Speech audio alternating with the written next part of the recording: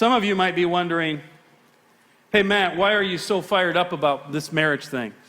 Man, you're a little bit over the top. But I got a good reason. Years ago, a guy came to me, and he said, I got married at a young age. Matter of fact, my wife got pregnant at 14 years old. And we had our first child, my wife was 15. We got married, she was 16, and then he went off to the military. He comes back. They got saved. A few years later, they have 2 children now. His wife comes to him and she says, I don't love you anymore. I'm out. I'm gone. Matter of fact, I've been seeing another guy for 6 months, and I'm going to go with him. And this man was standing there all alone in the dark, wondering what to do. He was standing at a crossroad. Many of you might be standing at a crossroad right now. There's one of 2 paths he had to pick. One was a path of forgiveness that often yields powerful miracles. The other path, I've seen it way too often, is a path of contempt that leads to anger and bitterness and divorce. He had one of 2 paths to pick. And I don't know how or why, but he ended up picking the path of forgiveness. Here's what he said to his wife on the way out the door to go be with her lover. He said, you go ahead and you go. You take however long you need. When you're done, you come back. And I'm going to love you all the days of your life. Because when I said I do at that altar, he said to his wife, I meant it. And she left. And the months went on. And about a year later, he gets a knock at the door and he opens it up and there she stood.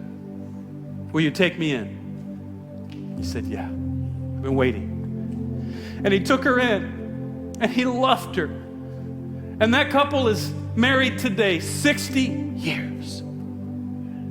They had 4 more sons after that, and I'm one of them.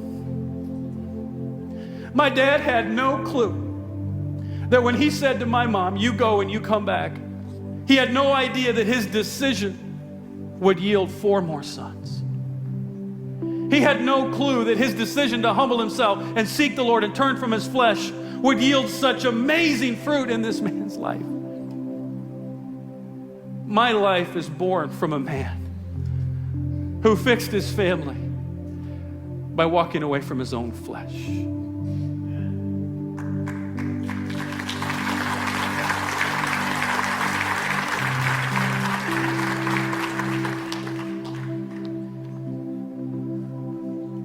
On my way home every trip, all across the country, I'll call my dad. I'm going to probably do it tomorrow, or maybe Wednesday. I'll say, hey, Dad, I was in Florida. I preached to quite a few people and trained 40 more couples, Dad. And there's 40 more couples, Dad, that are going to fight for marriages in Florida because of you. Hey, Dad, your decision that day didn't just yield my life. Hey, Dad,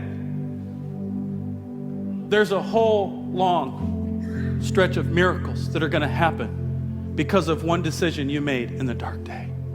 I want you to grab that this morning, that your marriage isn't just about you. It is a vehicle that God wants to use so almighty things can flow through it and your children and their children and their children and things that you can't see right now. But your marriage isn't just about you.